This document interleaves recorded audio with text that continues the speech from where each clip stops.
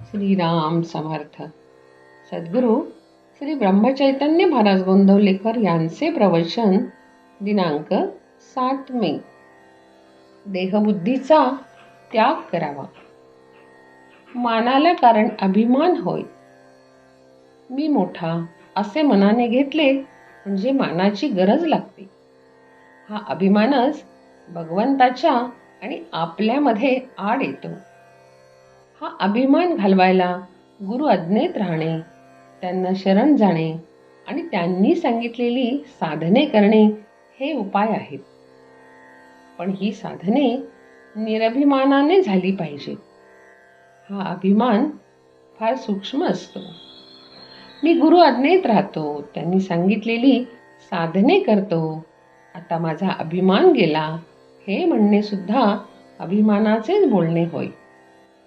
खरे पाहता अभिमान बाळगण्यासारखे आपल्याजवळ आहे तरी काय?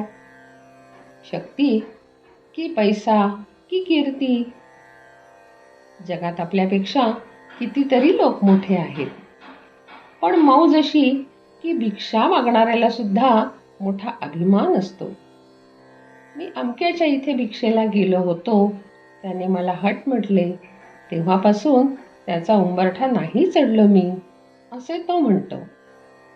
तेव्हा हा अभिमान आणि अपमान ही काय चीज आहे याचा शोध आपण घ्यायला पाहिजे. याला मूळ अगदी देहबुद्धी ही कारण आहे.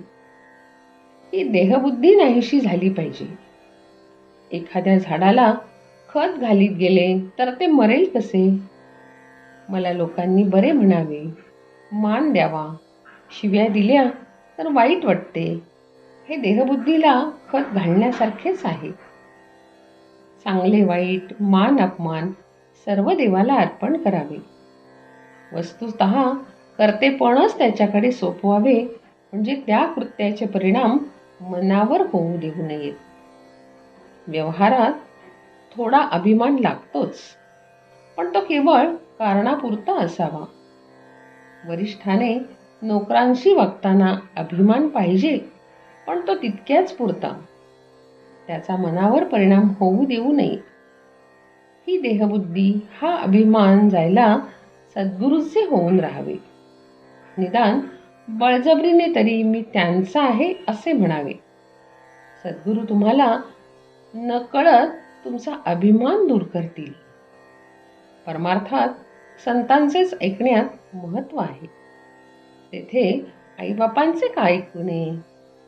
तर ज्याचे मन त्याच्या ताब्यात आहे, ज्याचे मन स्थिर झाले आहे किंवा ज्याचे मन नेहमी भगवंतापाशी आहे, अशाचेच ऐकण्यात विशेष आहे. आपल्या देहबुद्धीची तऱ्हा मोठी विलक्षण असते.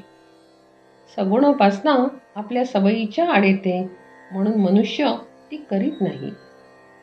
फारच सोपे म्हणून तो भगवंताचे नाम घेत नाही, आणि फुकट काय जेवायला घालायचे म्हणून तो अन्नदानही करीत नाही. असा मनुष्य फुकटच जायचा.